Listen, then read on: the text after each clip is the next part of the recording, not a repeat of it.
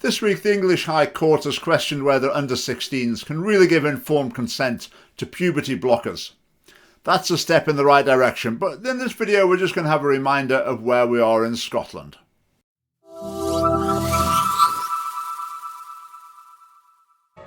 Hello, how can I help you? Hi, I'm here for my appointment with the Gender Identity Clinic. Yeah, of course, that's fine. If you want to go through the doors behind you, go down the stairs and have a seat in the waiting area. Thanks. I'm so glad that my first appointment is finally here. I'm terrified, but at the same time excited. This video is by the NHS. It's for young people visiting gender identity clinics. You might remember I showed some clips from a similar cosy film about abortion a while ago. You can see the tone already, can't you? This is something exciting. This is more than just a medical treatment. This is a personal odyssey. I remember the moment I gathered the courage to visit my GP and asked to be referred to the Gender Identity Clinic. But the moment I received my letter, I was over the moon. Courage, joy. You see, this is not just an information film. This is a promotional video, and it's not promoting a medical clinic. It's promoting the so-called treatment that it offers and the ideology lying behind it.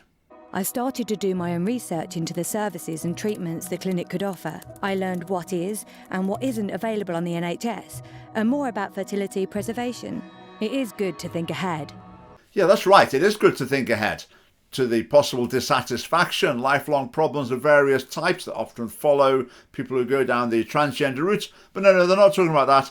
They're talking about fertility preservation. In other words, wanting to have kids in the future despite whatever the NHS might have done to the person's body. Now, who knows what sort of family setup this might be in, but let's just have a think about that.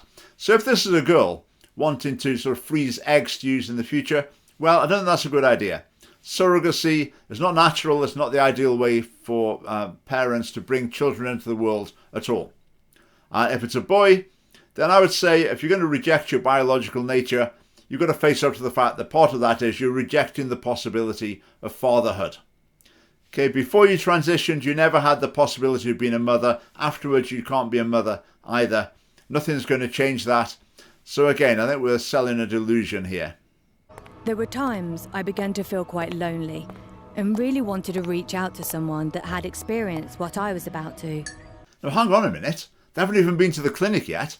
How do you know what you're about to experience? It's just assumed that even before someone walks through the door of the clinic, that they're going to be led down the road of transgenderism, and that's communicated to people through this video. So through local support services, I found a trans woman group. Finally, people like me. The first meeting was so heartwarming. I gained advice from people who had gone through the transitioning process and people who had had their first appointment. Thanks to the group, I feel supported and more prepared for my first appointment. So even before the first appointment, joining a group of transgendered people, it's as though the decision's already made. And obviously, continuing the theme, these people are just so lovely. I feel like a massive weight has been lifted off my shoulders. The moment I went in, I didn't know what to fully expect. It felt like finally beginning my journey to become who I really am. Journeying to becoming who I really am. Again, it's assuming what's best for the young person and then leading them in that direction. When I asked them what the next steps were, they explained everyone's journey's different. Whether that's knowing exactly what you would like to do, or if you need a few more appointments just to talk. Everyone's journey is different. But how about no journey? Is that an option that's even considered? How about a journey in the opposite direction? That doesn't seem to be on the agenda at all. It's a one-way street. My first appointment, they were so welcoming. I explained that I was assigned female at birth, but I identify as a man. I talked about my past and what I'd like to change about my body. Well, you get the message here. I mean, this clinic is staffed by saints. Such lovely people who are so nice while they talk about how they can chemically interfere with your body's development and which bits they can cut off you. And again, there's no pressure. It's all in your own time. You can go along on this journey at whatever pace you like and stop at whatever points, but that's the journey we assume that everybody is on. And that would never be questioned and never discouraged. That's the impression you get from this video. They helped me create a plan, as I wasn't sure about what other areas of my body I could focus on first or what changes would happen. I felt I made the right decision. Right now, I'm in a good place. I feel more comfortable in my body and I attend a support group every month. I may decide to take further steps in transition, but there's no rush for me. The Gender Identity Clinic has been a great support. So the NHS here are providing a pink and fluffy themed conveyor belt that takes kids towards irreversible, unnecessary medical procedures motivated by a delusional ideology. Now, on the NHS's website, it's got some other websites that it advises young people to go to for advice before they even go to the NHS, before they even make an appointment. Who do they advise young people to go to? Well, the following neutral, unbiased organisations: the Scottish Trans Alliance, Stonewall, etc., etc., etc. Political campaigning groups and promoters of trans ideology. And the NHS thinks that's the best preparatory reading before visiting their clinic. Now, as well as those organisations as well, they also suggest that young people look at the Mermaids website. Now, Mermaids are renowned as being really at the extreme of transgender ideology.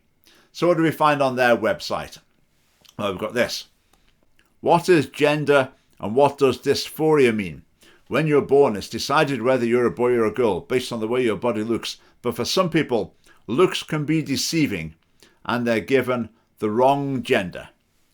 Okay, pretty straightforward and pretty obviously wrong, but that's what the NHS points young people to.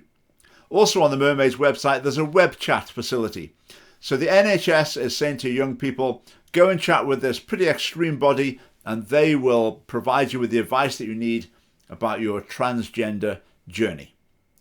Right, let's have a look at a video as well from the Mermaids website. Yeah, so my name is Taylor, I'm 14. Live in Cardiff in Wales. I like skateboarding, BMXing, mucking around outside, drawing, playing on my Xbox, just reading as well, you know. And in the future I think I'd like to start in the police service in armed response. Throughout my life I kind of knew I was kind of different. I never really identified with the girls, you know, like playing all the games and stuff. I was always, you know, playing out with the boys, playing football and wrestling, and I kind of just knew that I was different, I think, when I was, 10 or 11. Everything kind of in my head just kind of clicked. A lot of more things just made sense to me, and I knew that I wasn't supposed to be a girl, and that I was actually supposed to be a boy. Well, there we have the classic confusing message to kids. If you're a boy and you like girly things, or if you're a girl and you like boysy things, then you're probably transgender. And my family have been really supportive. They're all behind me. They all support my transition and everything. And they all just love me. Supporting transition, being a loving parent, they're sort of just the same thing, aren't they? So you assume if a parent doesn't support a transition or questions it, then they must be unloving.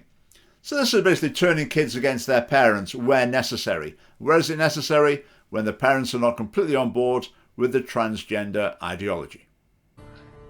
January this year I started on the treatment of hormone blockers, which just stops all of the hormones and everything going through. I have to take them every 4 weeks, and it feels so much better now, because you feel like you've kind of stopped, and that means you can carry on as yourself and you don't have to go through all the things that biological females would have to. I have to be taking the hormone blockers for another 2 years now until I turn 16, and then I get to go on with my choice of whether I want to start taking testosterone or not, which I think I will. And I think I'm going to be a lot happier once my voice lowers and start with facial hair and body hair.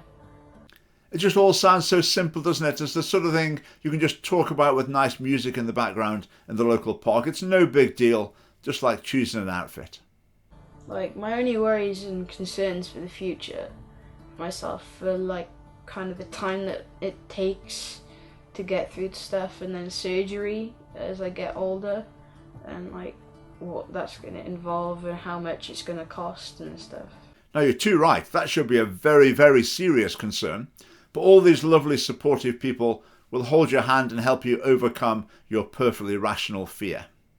Yeah, like I do feel worried sometimes that because I'm like transgender and stuff, that will affect my relationships and stuff. Like I would like a girlfriend, but it's kind of hard, and you know, you kind of feel out of place, especially at this age. I would like one, but it's kind of like, you know, how, when, what, why, who.